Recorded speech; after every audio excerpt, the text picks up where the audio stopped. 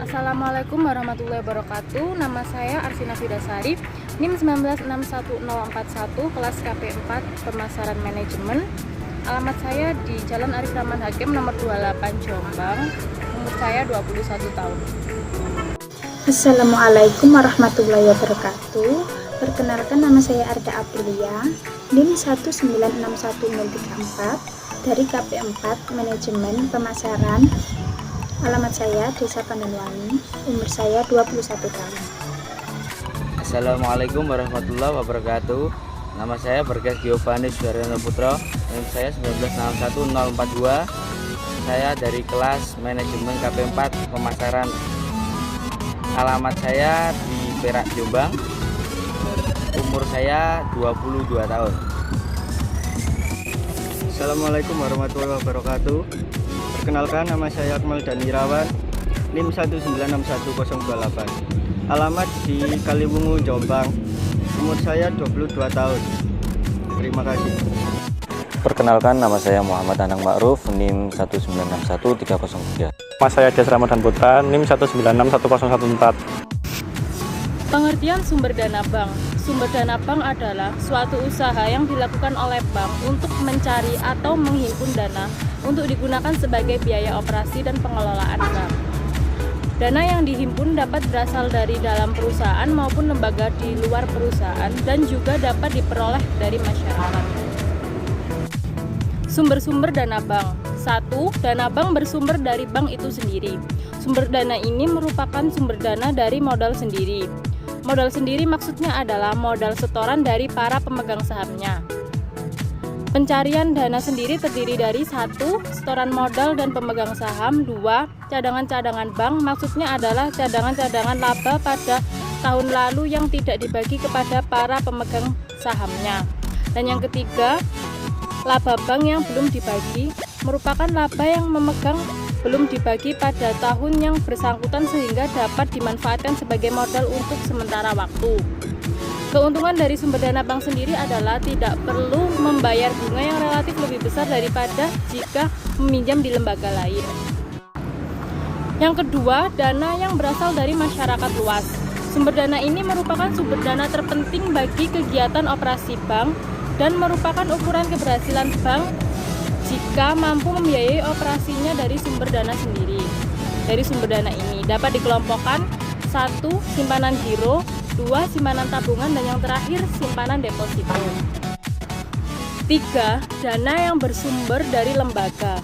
Sumber dana yang ketiga ini merupakan tambahan jika bank mengalami kesulitan dalam pencarian sumber dana pertama dan kedua. Jadi, pencarian dari sumber dana ini relatif lebih mahal dan sifatnya banyak sementara waktu saja. Perolehan dana dari sumber ini antara lain dapat diperoleh dari A.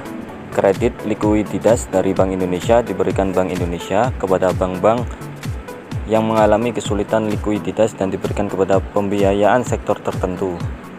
B. Pinjaman antar bank atau call money diberikan kepada bank yang mengalami kalah clearing di dalam lembaga clearing dan bersifat jangka pendek dengan bunga yang relatif tinggi. C. Pinjaman dari bank-bank luar negeri diperoleh oleh perbankan dari pihak luar negeri. D. Surat berharga pasar uang atau SBPU. Pihak perbankan menerbitkan SBPU kemudian diperjualkan kepada pihak yang berminat, baik perusahaan keuangan maupun non-keuangan. 1. Simpanan giro. Giro adalah simpanan yang penarikannya dapat dilakukan setiap saat dengan menggunakan cek, biliet giro, sarana pembayaran lainnya atau dengan cara pemindahan bukuan atau Undang-Undang Perbankan Nomor 10 Tahun 1998. Pengertian giro antara lain: A. Simpanan pihak ketiga. Simpanan pihak ketiga berupa penyimpanan sejumlah uang di bank dalam bentuk giro. Simpanan ini dilakukan atas kesepakatan antara pihak bank dan nasabah, di mana nasabah menyimpan dananya di bank untuk kemudian dikelola oleh pihak bank, dan dalam setoran pertama untuk membuka rekening giro ini masing-masing bank mematok jumlah yang berbeda. B. Penarikan dana dalam setiap saat. Penarikan dana dari rekening giro dapat dilakukan kapan saja, asalkan dana yang tersedia mencukupi dana yang hendak diambil pada saat itu. Cara penarikan giro, ada beberapa jenis sarana yang dapat dipakai untuk menarik dana di rekening. Satu, cek, yaitu cek atas nama, cek atas unjuk, cek silang, dan cek kosong. Terus yang kedua, biliet giro, surat perintah dari nasabah untuk meminta bukukan sejumlah uang dari rekening yang bersangkutan kepada pihak penerima. Biliet giro akan berfungsi sama dengan cek silang. Pengertian cek. Cek merupakan salah satu sarana yang digunakan untuk menarik atau mengambil uang di rekening giro. Fungsi lain dari cek adalah sebagai alat untuk melakukan pembayaran. Pengertian cek adalah surat perintah tanpa syarat dari nasabah kepada bank yang memelihara rekening giro nasabah tersebut untuk membayar sejumlah uang kepada pihak yang disebutkan di dalamnya atau kepada pemegang cek tersebut. Syarat hukum dan penggunaan cek sebagai alat pembayaran giral seperti yang diatur di dalam KUH Dagang pasal 178 yaitu 1. Pada surat cek harus tertulis perkataan cek. Kedua, surat cek harus berisi perintah tak bersyarat untuk membayar sejumlah uang tertentu. Ketiga, nama bank yang harus membayar atau tertarik. Keempat, penyambutan tanggal dan tempat cek dikeluarkan. Kelima, tanda tangan penarik. Cek syarat lain. Pertama, tersedianya dana. Kedua, ada materai yang cukup. Ketiga, jika ada coretan atau perubahan harus ditanda tangani oleh si pemberi cek. Keempat, jumlah uang yang tertulis di angka dengan huruf haruslah sama. Kelima, perlihatkan masa kadaluarsa cek yaitu 70 hari setelah dikeluarkannya cek tersebut. Keenam, tanda tangan atau stempel perusahaan harus sama dengan yang ada di spesimen. Ketujuh, tidak diblokir pihak berwenang. 8. Resi cek sudah kembali. 9. Endorsement cek benar jika ada. 10. Kondisi cek sempurna.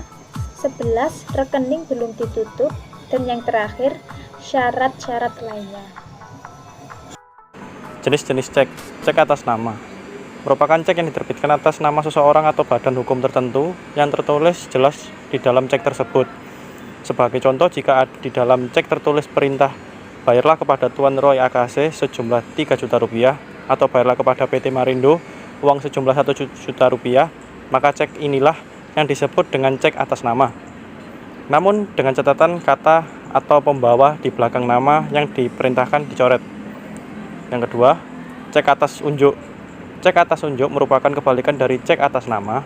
Di dalam cek atas unjuk tidak tertulis nama seseorang atau badan hukum tertentu. Jadi siapa saja dapat menguangkan cek atau dengan kata lain, cek dapat diuangkan oleh si pembawa cek. Sebagai contoh, di dalam cek tersebut tertulis bayarlah tunai atau cash atau tidak ditulis kata apapun. Cek silang.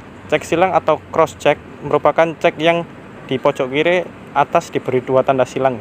Cek ini sengaja diberi silang sehingga fungsi cek yang semula tunai berubah menjadi non tunai atau sebagai pemindah bukuan. Yang terakhir, cek mundur merupakan cek yang diberi tanggal mundur dari tanggal sekarang. Misalnya hari ini tanggal 1 Mei 2002.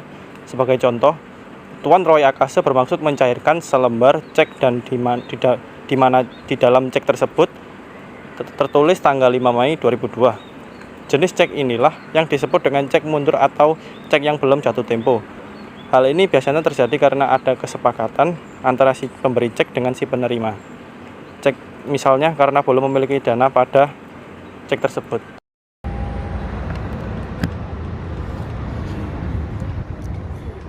Lima, cek kosong. Cek kosong atau blank check merupakan cek yang dananya tidak tersedia di dalam rekening giro.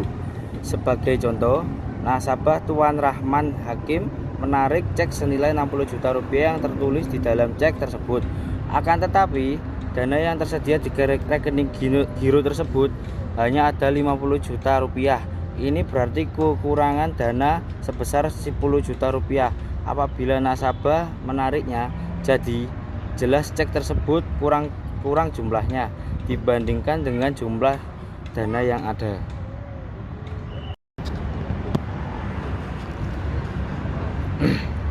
Keterangan yang ada di dalam suatu cek. 1. Ada tertulis kata-kata cek atau cekul. 2. Ada tertulis bank penerbit atau bank matras. 3. Ada nomor cek. 4. Ada tanggal penulisan cek atau di bawah nomor cek. 5. Ada perintah membayar, bayarlah kepada atau pembawa. 6. Ada jumlah uang atau nominal angka dan huruf. 7. Ada tanda tangan dan cap perusahaan pemilik cek. 3. Simpanan deposito. Jangka waktu lebih lama bila dibandingkan dengan simpanan giro ataupun simpanan tabungan, serta tidak dapat diambil setiap waktu. Undang-Undang Nomor 10 Tahun 1998, simpanan yang penarikannya hanya dapat dilakukan pada waktu tertentu berdasarkan perjanjian nasabah penyimpanan bank. Alat yang dapat digunakan untuk penarikan simpanan deposito tergantung dari jenis depositonya, yaitu deposito berjangka dan sertifikat deposito. Selanjutnya, deposito berjangka. Deposito yang diterbitkan oleh bank umum, diterbitkan atas nama orang atau lembaga. Jangka waktu deposito bervariasi mulai dari 1, 2, 3, 6, 12, dan 24 bulan. Dapat ditarik setiap bulan atau pada saat jatuh tempo, baik tunai maupun non-tunai, dengan cara pemindahan bukuan. Batas minimalnya adalah sebesar 5 juta rupiah. Jika ditarik sebelum jatuh temponya akan dikenakan penalti. Untuk nominal dana yang cukup besar berupa special rate, hadiah ataupun cindera mata. Sertifikat deposito. Deposito yang diberikan atas unjuk maksudnya hanya ada nilai nominalnya, tidak disertai dengan nama orang ataupun lembaga hingga dapat diperjualbelikan kepada pihak lain. Deposito on call.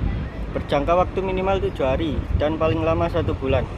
Diterbitkan atas nama dan biasanya dalam jumlah yang besar, 100 juta rupiah, tergantung dari bank yang menerbitkan deposito on call tersebut.